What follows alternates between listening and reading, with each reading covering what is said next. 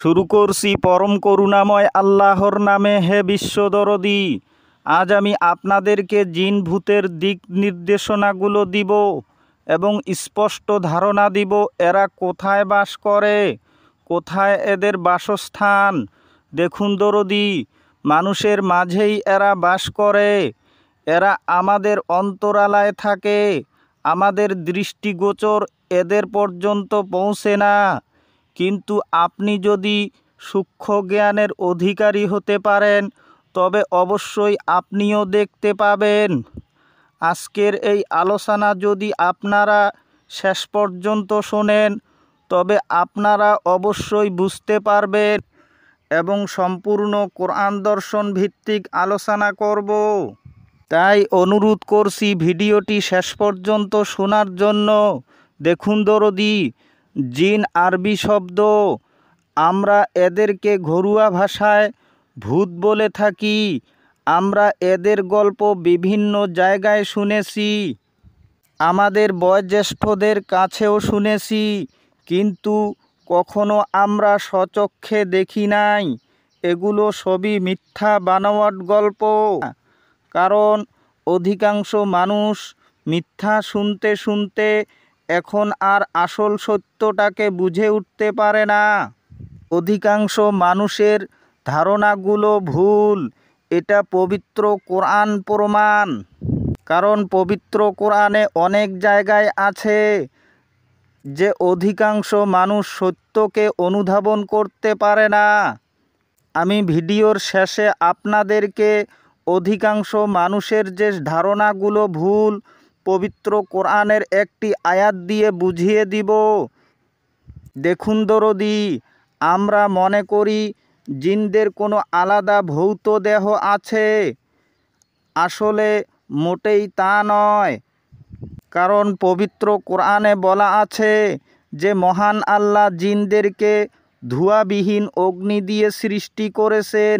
এই ধোঁয়াবিহীন অগ্নি কি? তা হলো মানুষের অন্তর।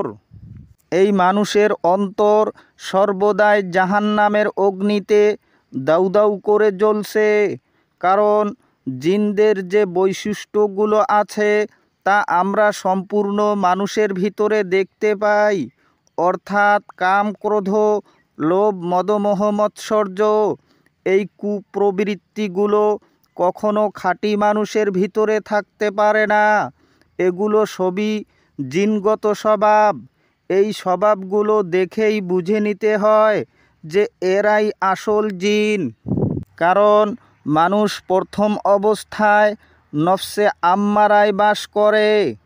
তাই যখন কোনো শিশু জন্ম হয়, মানুষ বলে থাকে যে এই শিশুটিকে মানুষের মতো মানুষ করে তুলব।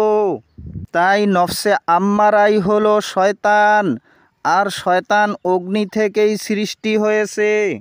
কেননা পবিত্র কোরআনে সূরা কারিয়ার ভিতরে উল্লেখ আছে যে পাপীদের মা হলো জাহান্নাম, আর পাপীরাই হলো শয়তান, আর শয়তান হলো অগ্নি থেকে সৃষ্টি।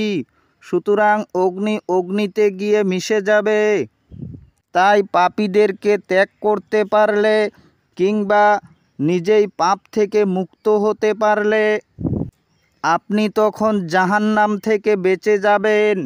এবং যতক্ষণ পর্যন্ত আপনি ষড়রিপু হতে মুক্ত হয়ে নিজেকে সম্পূর্ণরূপে মানবরূপে পরিবর্তন করতে পারেন নাই, অর্থাৎ আপনার ভিতরের মানুষটাকে জাগ্রত করতে পারেন নাই, ততক্ষণ পর্যন্ত আপনি নিজেই জিন।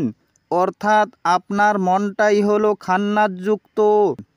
আপনি ওলিয়ে কামিলের কাছে গেলেই আপনি বুঝে উঠতে পারবেন।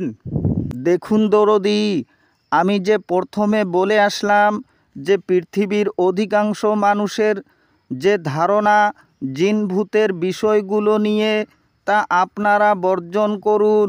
কেননা মহান আল্লাহ পবিত্র কোরআনের সূরা আনআমের 116 নম্বর আয়াত দিয়ে তাদের ধারণাগুলোকে মিথ্যা প্রমাণিত করেছেন।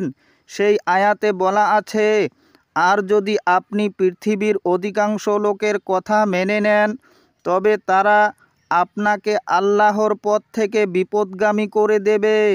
তারা শুধু অলীক কল্পনার অনুসরণ করে এবং সম্পূর্ণ অনুমান ভিত্তিক কথাবার্তা বলে থাকে।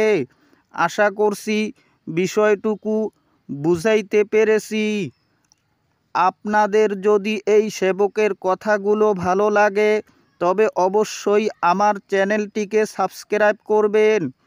আজ এতটুকু বলে আপনাদের সকলের মঙ্গল কামনা করি আমার কথা শেষ করছি। খুদা হাফিজ।